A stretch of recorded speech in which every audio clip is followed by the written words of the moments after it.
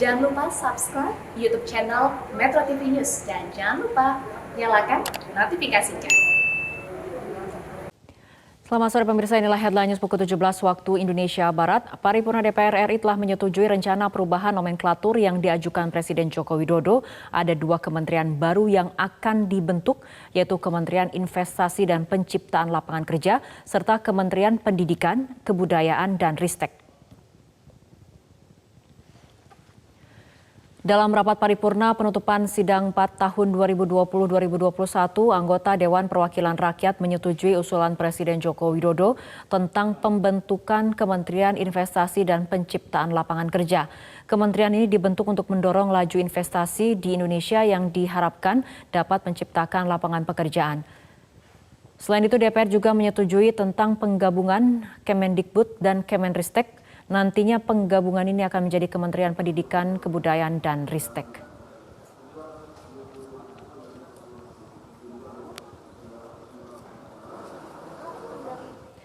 Rapat paripurna Dewan Perwakilan Rakyat yang berlangsung hari ini telah sepakat menyetujui surat Presiden tentang pertimbangan penggabungan dan pembentukan kementerian.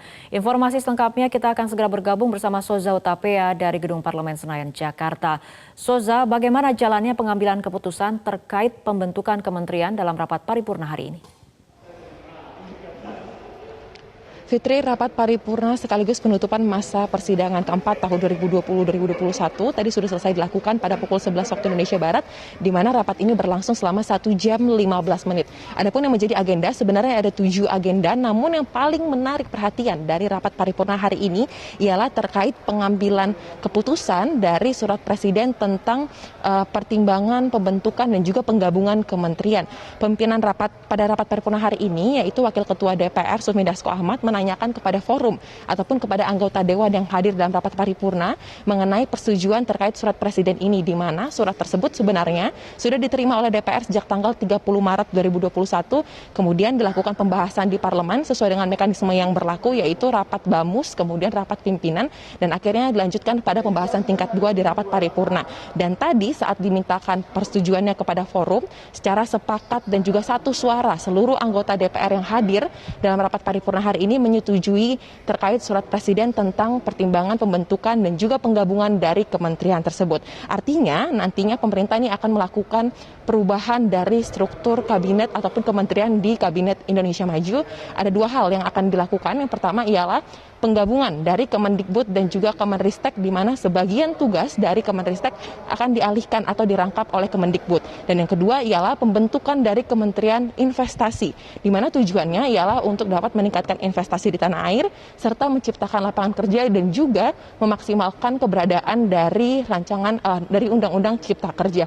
Selain itu, Fitri, dari informasi yang kami himpun disebutkan juga bahwa nantinya sebagian tugas ataupun fungsi dari BKPM, yaitu Badan Koordinasi Penanaman Modal, disebutkan juga ini akan dilakukan peleburan kepada Kementerian Investasi. Namun mengenai teknis peleburannya, sampai dengan saat ini kami belum menerima informasinya.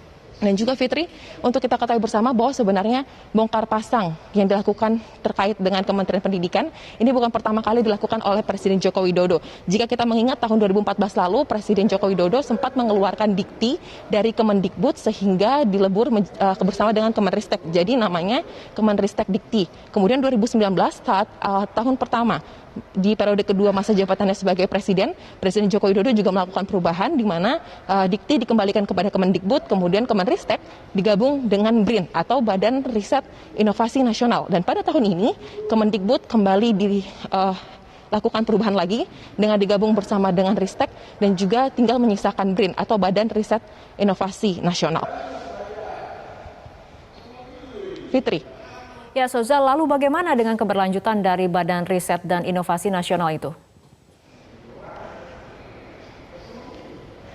Ya Fitri, mengenai keberlanjutan dari Badan Riset dan Inovasi Nasional, dari informasi yang kami himpun disebut bahwa nantinya badan ini akan menjadi badan ataupun lembaga yang otonom dengan tugas utama yaitu mengintegrasikan seluruh kegiatan riset dan juga pengembangan yang berada di sejumlah kementerian dan juga lembaga. Dan kedepannya BRIN disebut akan membawahi setidaknya kurang lebih ada 13 kedeputian dan juga akan memegang kendali penuh atas sejumlah lembaga riset seperti LIPI, LAPAN, BATAN, dan juga BPPT. Dan sebenarnya Fitri dan juga pemirsa, BRIN ini merupakan salah satu lembaga ataupun badan yang sempat terancam untuk dibubarkan pada tahun 2020 lalu, di mana Presiden telah memutuskan untuk membubarkan setidaknya ada 10 badan ataupun lembaga yang dinilai tidak produktif dan juga terlalu gemuk. Namun pada akhirnya BRIN ini tetap dipertahankan dan yang dibubarkan justru Dewan Riset Nasional. Dan kemudian BRIN ini jadinya mengambil alih tugas dari Dewan Riset Nasional, di mana tugas utamanya ialah membentuk terkait kebijakan serta juga melakukan koordinasi riset nasional. Sehingga untuk kedepannya BRIN dipastikan tidak akan melakukan riset, tetapi akan berperan sebagai pembuat kebijakan. Sementara itu untuk riset akan dilakukan oleh lembaga independen ataupun lembaga pendidikan untuk memastikan bahwa seluruh kegiatan riset dilakukan secara independen. Demikian Fitri. Seza Hutapea, terima kasih atas laporan Anda.